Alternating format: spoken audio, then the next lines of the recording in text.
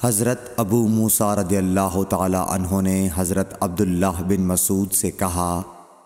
کہ اگر ایک شخص کو غسل کی حاجت ہو اور مہینہ بھر پانی نہ پائے تو کیا وہ تیمم کر کے نماز نہ پڑھے؟ شفیق کہتے ہیں کہ حضرت عبداللہ بن مسعود نے جواب دیا کہ وہ تیمم نہ کرے اگرچہ وہ 1 مہینے تک پانی نہ پائے اور نماز موقوف رکھے۔ ابو موسیٰ نے اس پر کہا کہ پھر سورہ مائدہ کی اس آیت کا کیا مطلب ہوگا؟ اگر تم پانی نہ پاؤ تو پاک مٹی پر تیمم کر لو۔ حضرت عبداللہ بن مسعود بولے کہ اگر لوگوں کو اس کی اجازت دے دی جائے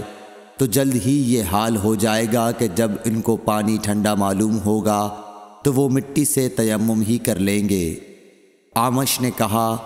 میں نے شفیق سے کہا تو تم نے جنبی کے لیے تیمم اس لیے برا جانا؟ انہوں نے کہا ہاں۔ پھر حضرت ابو موسیٰ اشعری رضی اللہ تعالیٰ عنہ نے فرمایا کہ کیا آپ کو حضرت عمار کا حضرت عمر بن خطاب رضی اللہ تعالیٰ عنہ کے سامنے یہ قول معلوم نہیں کہ مجھے رسول اللہ صلی اللہ علیہ وسلم نے کسی کام کے لیے بھیجا تھا، سفر میں مجھے غسل کی ضرورت ہو گئی لیکن پانی نہیں ملا، اس لیے میں مٹی میں جانور کی طرح لوٹ پوٹ لیا۔ پھر میں نے رسول اللہ صلی اللہ علیہ وسلم سے اس کا ذکر کیا تو آپ نے فرمایا کہ تمہارے لیے صرف اتنا کرنا کافی تھا، اور آپ نے اپنے ہاتھوں کو زمین پر 1 مرتبہ مارا، پھر ان کو جھاڑ کر بائیں ہاتھ سے داہنے کی پشت کو مل لیا یا بائیں ہاتھ کا داہنے ہاتھ سے مسح کیا، پھر دونوں ہاتھوں سے چہرے کا مسح کیا۔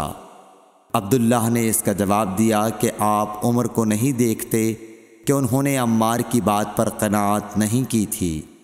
اور یعلی بن عبید نے اعمش کے واسطے سے شفیق سے روایت میں یہ زیادتی کی ہے کہ انہوں نے کہا کہ میں عبداللہ اور ابو موسیٰ کی خدمت میں تھا، اور ابو موسیٰ نے فرمایا تھا کہ آپ نے عمر سے عمار کا یہ قول نہیں سنا کہ رسول اللہ صلی اللہ علیہ وسلم نے مجھے اور آپ کو بھیجا، پس مجھے غسل کی حاجت ہو گئی اور میں مٹی میں لوٹ پوٹ لیا۔